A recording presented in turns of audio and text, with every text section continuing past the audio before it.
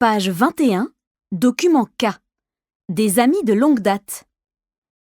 On va écouter une belle histoire, celle de Sophie et Elisabeth, qui sont amies depuis près de 50 ans.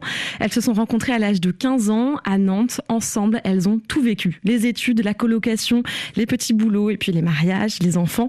Rien ne les a séparées, pas même la distance, puisqu'aujourd'hui, elles ont la soixantaine et elles vivent sur 2 continents différents. Sophie est à Paris et Elisabeth est à Los Angeles. Alors notre reporter, Raphaël Constant, a organisé un appel sur WhatsApp pour les réunir toutes les deux.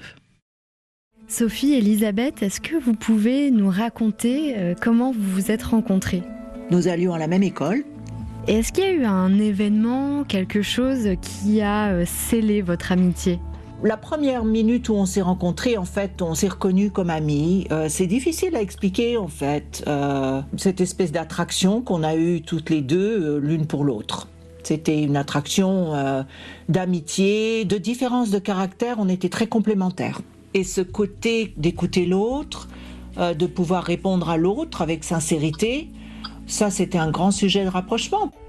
Et à quel moment vous avez besoin de l'autre ? À quel moment vous sentez qu'il faut décrocher votre téléphone pour vous parler ?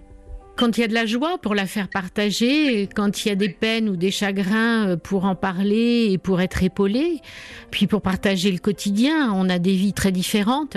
Alors il y a des choses comme la jalousie qui n'ont jamais été chez nous, sont des sentiments qui nous ont jamais effleurés, et au contraire, le fait de parler de tout, des maris, des familles, du travail, des enfants, des joies, des soucis, c'est permanent.